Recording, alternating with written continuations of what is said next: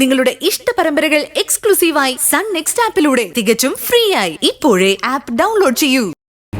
Daddy, എന്താ daddy എന്ത് തോന്നിയാസം സിദ്ധാർത്ഥനോട് പറഞ്ഞത്? എന്ത് തോന്നിയാസം? അദ്ദേഹത്തിന് നേരെയുണ്ടായ ആക്രമണത്തില് സിദ്ധാർത്ഥനെ സംശയിക്കുന്ന പോലെ എന്ന് ഞാൻ പറഞ്ഞു? ഞാനൊരു പൊതു തത്വം പറഞ്ഞു എന്നല്ലേ ഉള്ളൂ. പൊതുതത്വം കണക്ക് തീർക്കാൻ കൊട്ടേഷൻ സംഘങ്ങളുടെ കൂട്ടുപിടിച്ച് നടക്കുന്നവരുടെ പൊതുതത്വവും പൊതുബോധവും അതായിരിക്കാം. പക്ഷെ മാന്യത ഉള്ളവരുടേത് അതല്ല. ഏത് സന്യാസി കുറുക്കനാണ് ഡാഡിയുടെ മനസ്സിൽ ഇത്തരം വിഷം നിറയ്ക്കുന്നതെന്ന് എനിക്കറിയാം. എന്തായാലും വളരെ ചീപ്പായി പോയി.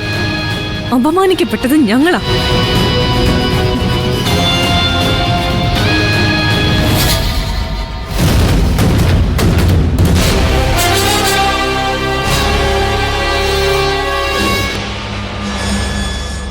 എന്തായിരുന്നു സിദ്ധാർത്ഥൻ വക്കീലിന്റെ വരവിന്റെ ഉദ്ദേശം? ആ വക്കീൽ ഇപ്പോ അവരെ അങ്ങ് മൊത്തത്തിൽ ഏറ്റെടുത്തിരിക്കല്ലേ.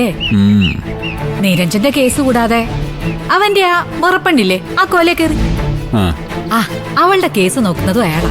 ഓ, ആ കേസും അയാൾ ഏറ്റെടുത്തോ? അയാള് നേരിട്ടല്ലെന്നേ, സിദ്ധാർത്ഥ വക്കീല്. ആ വക്കീലിന്റെ പരിചയത്തിലുള്ള ഒരു പെൺ വക്കീലിനെ ഏർപ്പാടാക്കി കൊടുത്തിട്ടുണ്ട്. അങ്ങനെ മൊത്തത്തിലേ ഒരു കുടുംബക്കാരൻ കളിച്ച് നടക്കുക. ചെക്കിന്റെ വിഷയം എന്തായി? നമ്മൾ ഉദ്ദേശിച്ച പോലെ ഒരു ബ്ലാസ്റ്റ് ആയില്ലത്? ചെക്കിന്റെ കാര്യത്തിൽ ഒരു കേസ് കൊടുത്തു എന്നല്ലാതെ വക്കീൽ അതൊരു വലിയ പ്രശ്നമൊന്നും ആക്കിയിട്ടില്ല. അല്ല മോനെ, നിന്റെ വക്കീൽ എന്തിയെ? അയാൾ കോടതി പോയി. വല്ലപ്പോഴൊക്കെ കോടതി പോയല്ലേ അയാളും വക്കീലാണെന്നൊരു തോന്നൽ വരത്തോളൂ. അത് ശരിയാ.